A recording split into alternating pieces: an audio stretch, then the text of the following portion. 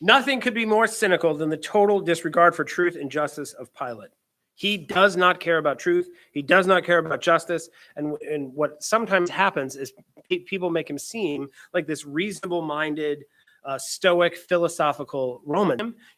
He's going to crucify him simply through a desire to ingratiate himself to a mob. That is the kind of man that he is. And this is what dictators always do. They don't mind feeding the mob, right? One man at a time, as long as it keeps them popular. This is how communism works. This is how Rome worked. This is how evil dictatorships always work. They don't care who they have to feed to the crowd in order to keep the crowd happy, because they're all a bunch of blood-sucking vampires. No doubt Mark's readers could think of parallels from their own experience in times of persecution that they had experienced under Roman magistrates. Because this is fallen man's form of government, tyranny by threat of death, through lies and murder and injustice. Those who have power don't give it up and seek to retain it and seek to keep it by sacrificing whoever they have to sacrifice. If you read a book, there's a great book called the Gulag Archipelago about communism and how many people that they stole right off the street. They had this entire system of slavery in order to keep the communist system running. And they would just come and they would, and in the book, he talks about how there was entrances into the sewer system, right, on every corner in the empire. Leader that they want. Even if you adjust for that, it is hard to see then how they turn this crowd and demand a Roman death for Jesus. Why? Why not just say flog him and let him go? Why are they seeking to murder him? This is what mob rule looks like. There's no wisdom to it. There's no justice to it. It's just, right, however a large group of people feel at this particular moment. Beheading was the Roman death for a citizen. Crucifixion for a slave or a foreigner. Stoning was the Jewish death sentence, going all the way back to Joshua chapter 7, verse 2, had died, was under the wrath and curse of God, according to Deuteronomy 21:23. So in God's providence, the cross, besides all of its Roman associations of shame and a slave's death, and had a deeper Hebrew meaning of God's curse. This is what Paul explains in Galatians chapter 3, verses 13 through 14. Christ redeemed us from the curse of the law by becoming a curse for us, for it is written, cursed is everyone who is hung on a tree. So that in Christ Jesus, the blessing is what God is going for. He wants Jesus to be hung on a tree. He wants him to be cursed. That's the point. The cross was a political symbol, though. What has happened to the cross is that it has all this meaning for us now. We understand it, given the New Testament, given the Holy Spirit, given our comprehension because of God's mercy and grace. The cross has become a symbol of a very different kind. But at the time that Jesus is standing there in this trial, it was a political symbol. Pilate knew, the crowds knew, the chief priests knew, Jesus knew it, and the original readers of Mark knew it. It was the ultimate symbol of Roman power. It said, we are in charge, and this is what happens to people who get in our way, guilty or not. It was like the guillotine, like the firing squad. It's a symbol of tyranny and rage and wrath and murder and injustice. The Romans crucified thousands of rebel Jews when Jesus was a small boy, not far from where he lived in Galilee. They would crucify thousands more when they took Jerusalem. It's AD 70. So many. They crucified so many people that they got bored. They experimented with hanging people up in different positions in different ways so they would look funny to kind of entertain themselves until they literally ran out of wood. Crosses were the foundation on which the Roman Empire was constructed because death and wickedness and injustice is always the foundation of every empire. Mark's original hearers were well aware of this, and we have to keep that without social upheaval and as often and as much as he can demonstrate the power and authority of Rome. And he does not want to kill this man particularly, but he doesn't care because there are other things that he cares a great deal more about. This wasn't a particularly bad day for Roman provincial justice. If you look at the annals of Roman history, this isn't uncommon. This is business as usual. Business as usual for all secular governments. retaining or expanding power, putting down rivals, injustice, murder, corruption, profiting selfishly from another's suffering. I could mention 3 congressmen who made a great deal of money once they found out the coronavirus was coming because they sold off, just so happens on the same day they had the secret meeting about what COVID-19 was like, they sold off stock and made millions. That is the kind of government men come up with to rule one another. Wicked, unjust, selfish. Jesus had spoken of his death as upending this kind of power, these kinds of power structures. And now he is actually doing it. This is the moment, the hour that he asked the Father to take away from him, the hour that was coming, the hour that he's resigned himself to, that he's now passively engaged in, is the hour in which he topples these wicked governments forever.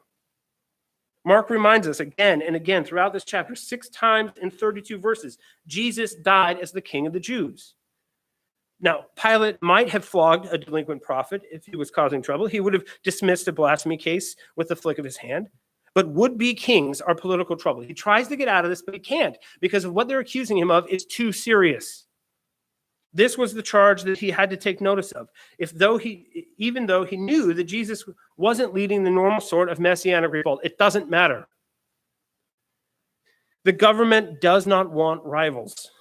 Mark's readers were persecuted for declaring that there was a greater Lord than Caesar. That's what was going on in their world. And anytime Christians step up and actually claim that there is somebody higher than whoever the highest authority is in their land, this is what it leads to. And when there's peace between wicked governments and Christians, the reason is because we have given away the crown rights of Jesus Christ.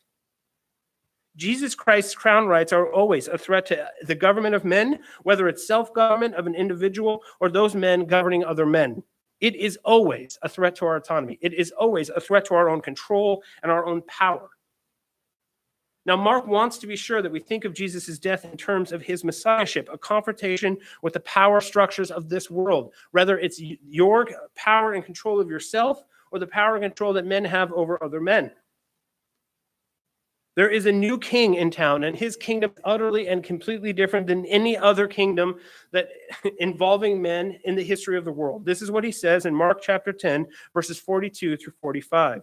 And Jesus called them to him and said to them, "Whoever would be great among you must be your servant, and whoever would be first among you must be slave of all. For even the Son of Man came not to be served, but to serve, and to give his life as a ransom for many."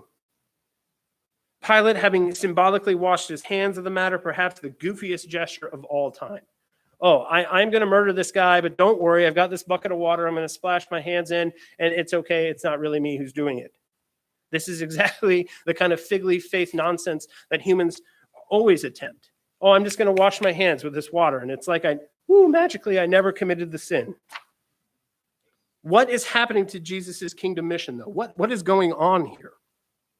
This is God's rescue operation. This is the ministry that Jesus had begun in Galilee. When he's talking about overthrowing the strong man, he's standing here being falsely accused, and he says nothing in his own defense. Everything, however, is going according to God's plan, as we see, like a lamb that is led to the slaughter, and like a sheep that before its shearers is silent. So he opened not his mouth. Now, if that's true, which it is, then Isaiah 53:12 is also true. Because he poured out his soul to death and was numbered with the transgressors, yet he bore the sin of many and makes intercession for God's wrath. He is the one who comes and serves. He is the one who comes and exchanges his life for your life. And that is a radically different kind of kingdom, because Pilate's kingdom is your life for mine. I'm going to put you to death in order to retain my position, to retain my popularity, and to retain the stability of rebellion or fomenting a coup. Yet here he is going off, and this is crucial.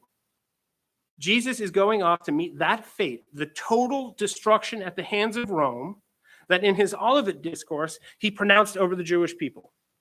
He said, right? He said, beware, because what's going to happen is Rome is going to come here and utterly and completely destroy Israel. And here is Jesus going before Israel, taking upon himself that same curse. He is going to be utterly destroyed by Rome in order to save Israel. He's living out the history of Israel, even its conclusion. Jesus is determined to take Israel's fate upon himself, to deliver her from it, to bring about God's kingdom of healing and forgiveness. Jesus will take upon himself the fate of Israel at the hands of Rome. And this will be the escape route for every Jew who turns from being this mob to Jesus, who turns from disobedience to obedience, to unbelief to belief. You too, right, will avoid the destruction that's coming if you hide yourself in the ark. And Jesus is the ark. Jesus is the way forward. Jesus is the path through the destruction and wickedness and evilness of men. Therefore, within Mark's saying, he's saying the people of God were going to exchange their wickedness for the righteousness of Christ. He is going before her so that she doesn't have to do it, so that she doesn't have to suffer at the hands of Rome. He will suffer at the hands of Rome. But then we turn, and there's an even more intimate story going on. The individual exchange of a murderous rebel with the faithful Son of God. This is why the brigand Barabbas plays such a significant part in this story. And this is what is so fascinating about this. When we read it, what we typically do is we see ourselves as the crowd. Crucify him, crucify him, crucify him. That's not untrue. That's not untrue. But what we often fail to do is we fail to see that we are Barabbas. This is the gospel in miniature. This is a story where in an insurrection of all things, he is going to be nailed to that cross and Jesus takes his place. Barabbas was a typical Jewish rebel, what we today would call Jesus now, look at what he's willing to do to bring about his kingdom. Now, Jesus had called back in chapter 11, the temple a safe house of brigands, a den of robbers. And that is exactly what Barabbas is. He is a robber. And so, of course, the temple mob comes down and they recognize their own. They see Barabbas as one of theirs, and they want him because they don't recognize Jesus. They don't want Jesus. They want nothing to do with Jesus. The battle lines are here drawn, and this is what Jesus tells us about what's going on in John chapter 8, verse 44. He describes exactly the battle lines here. He says to the Jewish leaders, "You are of your father, the devil, and your will is to do your father's desires. He was a murderer from the beginning and does not stand in the truth, because there is no truth in him. When he lies, he speaks out of his own character, for he is a liar and the father of lies." The mob wants to murder Jesus. They want instead the Barabbas, the murderer, to be freed. Pilate, the murderous representative of all murderous tyrannical governments, doesn't mind murdering a known innocent to maintain public order and retain power and popularity. What we have is the innocent Jesus standing in amongst a bunch of murderers. A bunch of murderers. The crowd is showing what kind of king they have, and he's an awful lot like Satan. His mouth is full of lies, and in his heart is nothing but murder. And in this, we have to see ourselves. We are this murdering crowd. Why do the Sanhedrin want to put him to death? Because of envy. And James says what? Envy is what leads us to murder. Now, okay, Mike. Whoa, Mike. I get it. Yes, I rejected Jesus too. That's why I'm part. If I were in this story, I'd be the crowd. But you're going a little far with the murder charge here, sir. Because that's how it is, right? When people defend themselves about being sinners, they're like, well, what I've never done is committed murder. I know I have some things I need to work on. I'm really hoping Jesus, my therapist, really helps me get over the hump and finally reform my ways and get a little healthier and get a little better, be a little more loving. Our hearts are full of all the things that when they come out of us in expression is murder. 1 John chapter 3, verse 15, everyone who hates his brother is a murderer. That's all it takes. In the law of God, the holiness of God, right? We want to justify ourselves because I've never taken out a knife and stabbed anybody. I never walked into any place and shot a bunch of people I didn't know. I'm not like these folks. That's insane to compare me to them. And yet you have sat there and in your heart, what it was filled with was hatred. Matthew chapter 5, verse 21 through 22. You have heard that it was said to those of old, you shall not murder, and whoever murders will be liable to judgment. And everybody goes, whew, man. Oh, thanks, Jesus. I just feel so much better now that you put it out there. But Jesus isn't done. He continues. He says, but I say to you that everyone who is angry with his brother will be liable to judgment. Whoever insults his brother will be liable to the council. Whoever says, you fool, will be liable to the hell of fire. Anger, judgment, insults. This is what he's comparing to murder. Well, that's an awful high standard. I mean, if that's the standard, my goodness, we're all Barabbas. Yes, hate and anger, calling you a fool. These are all forms of murder. Murder committed in secret, murder committed in our hearts, but it doesn't stay there, does it? Because this is what James says in chapter 4, verses 1 through 4. What causes quarrels and what causes fights among you? Is it not this, that your passions are at war within you? You desire and do not have, so you murder. You covet and cannot obtain, so you fight and quarrel. You do not have because you do not ask. You ask and you do not receive because you ask wrongly, to spend it on your own passions. You adulterous people, do you not know that friendship with the world is enmity with God? Therefore, whoever wishes to be a friend of the world makes himself an enemy of God. Your warring passions, coveting, envying, selfish prayers, this is what leads to quarrels and anger and hatred, murder, all. All forms of murder. Lies and murder are the heart of idolatry, going all the way back to Edom, and it's no different for the people in this crowd. It's no different than for Barabbas, and it's no different for any person who's sitting here listening to me preach this sermon right now. The kingdoms of men are kingdoms of lies and murder. Look at the history of man. Look at your own life, from the Roman Empire to communist China to all of you sitting in Washington State. Lying murderers, all of you. Now, reading the story of the freed murderer and the innocent man crucified, what we are reading is the gospel. It should not be hard for us to identify with Barabbas, and yet it is. It's so hard. We want to be this passive, nameless crowd who hasn't really committed a sin. They're just there, and they're not really into Jesus. And that's kind of how we want our rebellion to seem. Like, we're just not into him. We'd rather have somebody else. But we are Barabbas. We ought to view this story with an awestruck gaze of people who think, that is me. I too am a murderer and a liar. Satan was my father. I is the gospel of the Son of Jesus Christ. John Calvin said this, our acquittal is in this, that the guilt which made us liable to punishment was transferred to the head of the Son of God. We must especially remember this substitution in order that we may not be all our lives in trepidation and anxiety, as if the just vengeance which the Son of God transferred to himself were still impending over us. We have to know how bad we are, and we have to know how good the Son is, and we have to know that that exchange occurred. We have to believe it. We have to know it. We have to understand it. We have to live in light of it. You really are as bad as this. Jesus really is this good. There really was an exchange. You do not have to live in fear. You do not have to live in trepidation. Pontius Pilate stands in the middle of the Apostles' Creed because Jesus is the Messiah, the God-man, the incarnate Son of God who entered real human history. And remember that this isn't a myth. This is not some metaphysical thing that we can sit down and simply argue about. This is historical fact.